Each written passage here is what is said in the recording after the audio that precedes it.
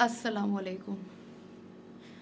देखिए, हम लोग बहुत ही बड़ी बड़ी चीज़ों में आगे भाग रहे हैं कि हाँ, ये सवाब का काम है, ये सवाब का काम है, और बहुत छोटी सी चीज़ उसके ऊपर तवज्जो ही नहीं होती है।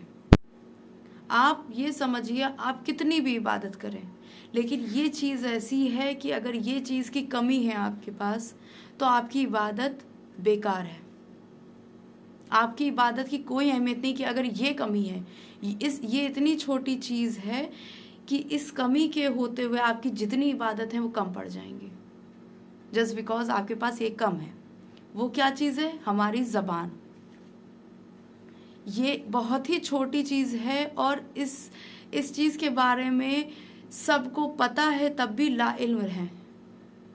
लाइल्म ऐसे हैं कि हम नज़रअंदाज कर देते हैं। हम अक्सर लोगों के हैसियत के हिसाब से उनको अहमियत देते हैं। ये तो वही बात हो गई कि आप अपनी तमीज़, अपनी तहज़ीब किनारे रख के सामने वाले को जज कर रहे हैं कि तुम कहाँ तक हो, तुम क्या कर रहे हो, तुम्हारी क्या हैसियत है, तो उसके हिसाब से तुम्हें अहमियत दी जाए, तुम्हें इज़्ज़त दी जाए। आपने अपने मैनर्स किनारे रख लिए हैं। आप ये समझिए, अल्लाह के वहाँ अमीर, गरीब, गोरा, काला कोई मायने नहीं रखता है। हम सब बराबर हैं। हम लोगों को सबको मिट्टी से बनाया है। तो इस चीज़ को समझिए। कोई ये सब यहाँ पे है रेसिज्म, अल्लाह के वहाँ नहीं होगा। वहाँ हमारे अमाल ही देखे जाएंगे, और जो सबसे पहले देखा जाएगा वो हमारी ज़बान होगी। ज़बान ऐसी चीज़ है कि इस ज़बान से इंसान दिल में उतर जाता है और दिल से उतर जाता है। बहुत ही बारीक चीज़ है कि आप इससे किसी का दिल भी जीत सकते हैं, और ये ऐसी चीज़ है कि इससे 1 सेकंड में किसी का दिल दुख जाता है, और सालों सालों वो नहीं भूलता है उस चीज़ को। कुछ लोग इतने सेंसिटिव होते हैं कि वो ज़िंदगी भर उस चीज़ को नहीं भूलते। जब कभी भी आपका ज़िक्र होगा, चाहे आप हयात हों चाहे ना हो, ज़िंदा हो चाहे ना हो, जब कभी जिक्र होगा आपके वो अल्फाज ज़रूर आपकी 100 अच्छाइयाँ एक तरफ, लेकिन आपने जो ज़बान से आपकी मार होगी, आपने जो ज़बान से किसी को कुछ कहा होगा, वो एक तरफ रहेगा। तो जितना हो सके अपनी ज़बान में नरमी लाइए। ये ऐसी चीज़ है कि आप किसी के साथ कुछ ना करिए, सिर्फ एक ज़बान से मीठा बोलिए, उसमें अल्लाह भी खुश होगा। सिर्फ ये सोचिए खुश करिए, सामने वाले को ना खुश करिए, ये सोच के खुश करिए कि मेरा अल्लाह खुश हो रहा है। मेरे लिए वो अहमियत है। हम लोगों को अल्लाह को खुश करना है, और अल्लाह की खुशी किस में है कि उनके बंदों से अच्छा खुलूस करें, उनके बंदों के साथ अच्छे से रहें। हम कुरान शरीफ के मायने पढ़ रहे थे, उसमें यही सब था कि फ़साद ना करो, ज़मीन में फ़साद ना करो। ये सब चीज़ें इतनी ख़राब है। एक ज़बान से ही शुरू होती है लड़ाई, और जितना हो सके सब्र करें।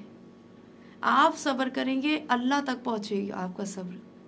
और अगर आपने ज़बान से बोल दिया तो यहाँ भी आपको ज़लील होना पड़ेगा, और अल्लाह के वहाँ भी। इतना बड़ा दर्जा है ज़बान का।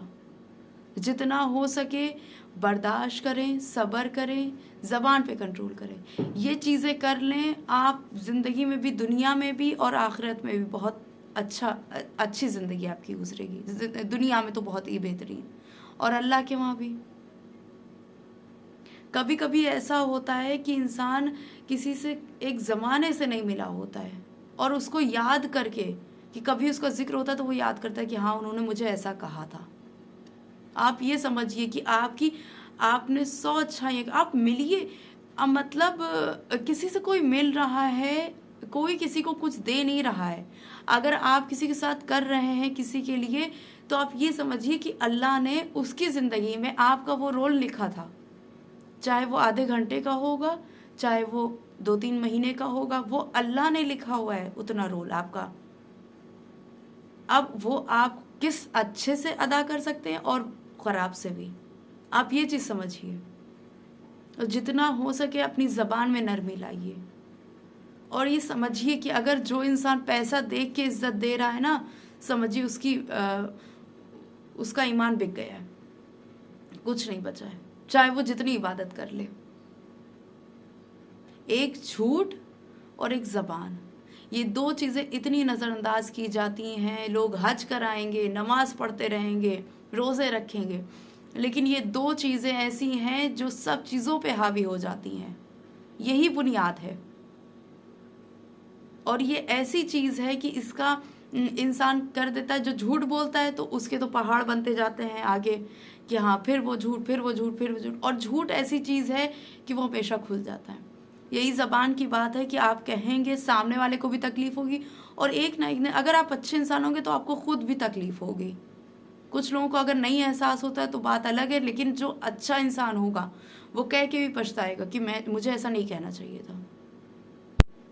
تو آپ یہ سمجھیے کہ آپ کو بھی تکلیف ہوگی اور اللہ کو بھی برا لگے گا اور سامنے والے کو بھی برا لگے گا. تو جتنا ہو سکے اپنی زبان پہ کنٹرول کریے، صبر کریے.